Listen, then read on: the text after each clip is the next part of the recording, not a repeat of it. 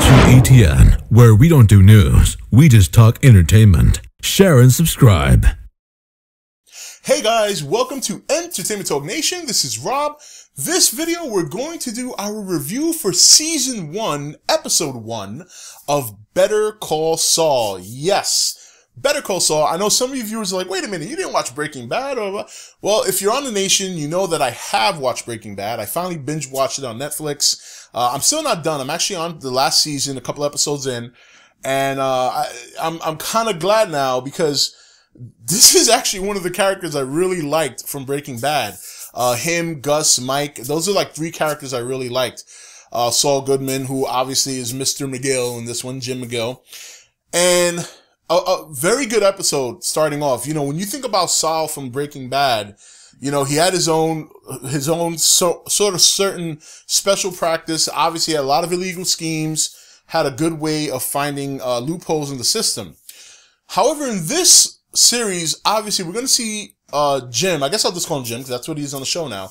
We're going to see him before all that. Well, you know, kind of, he still has that swagger, sort of, but it's not fully developed yet. And one of the things I thought was interesting about this episode was the opening. Because remember, I haven't finished Season 5 of Breaking Bad yet. So my assumption in the opening is that this is him after Breaking Bad and watching all his old videos, and he's kind of in hiding, which is why he was so nervous about looking at that guy that was looking at him when he was working at the Cinnabon restaurant. And so that's my assumption, but I'll get more answers to that as we go forward once I continue to finish watching Breaking Bad.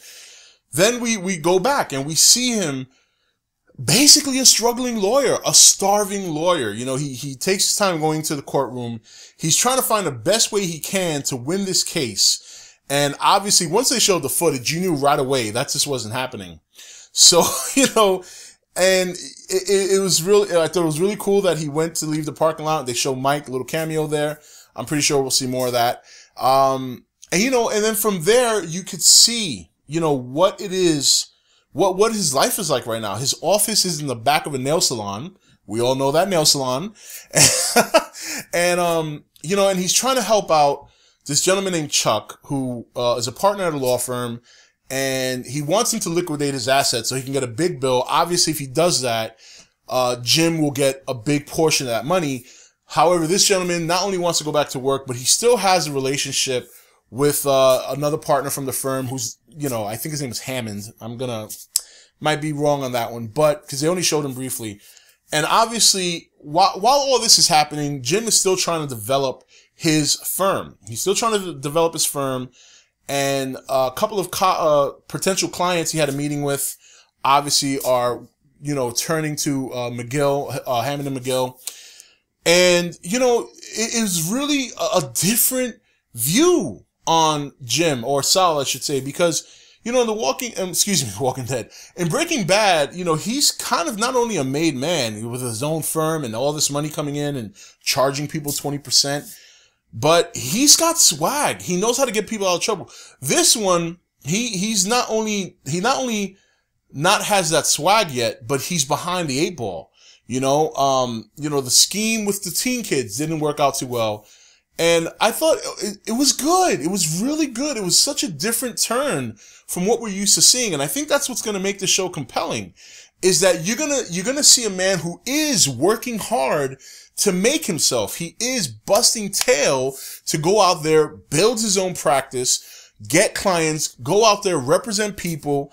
You know, and obviously he wants to work for the guilty because that's what pays. You know, if you can get the guilty off, you're going to get paid. And, you know, but in between that, he is a struggling man. I mean, wow. And it was bad. Like, his car's a piece of shit.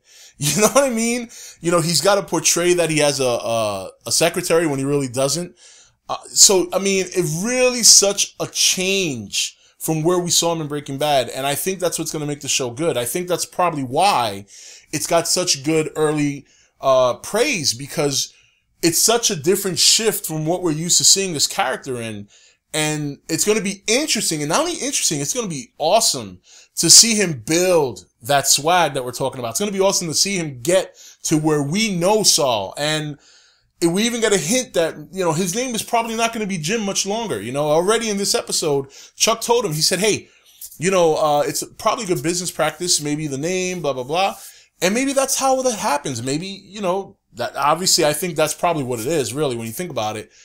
And it's really good. It was a really good show. It was a really good opening. Seeing him sit there and kind of reminisce on the past. And then seeing him finally do his first dirty deed when he got to those two kids and he tried to get that scheme. And what does it lead to? Tuco! Tuco! Yes, Tuco. Very nice to see him back on the show. Whether or not we'll see him for a long period of time, I don't know, but I thought it was a nice touch at the end to finish it off the way they did. And I'm very excited to see episode 2. Obviously, so because of Jim's first attempt to do something illegal or do some sort of scam, now he's in hot water. Him, the two teens are in Tuco's house, and we're going to have to see what happens. But Better Call Saul, first episode, very solid. I thought it delivered a lot of compelling potential story plots to go forward.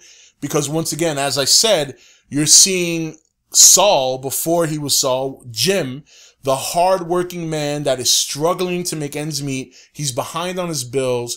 He's trying to get clients. He's trying to get one of his clients to liquidate his assets and get out of the firm so he can collect a big bill. Obviously, the guy doesn't want to do that.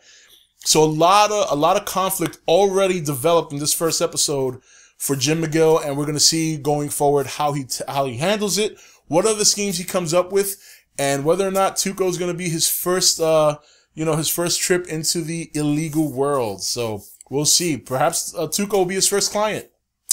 Anyway, guys, that's it for this review. This is Rob signing off for E.T.N, where we don't do news, we just talk entertainment. Take it easy.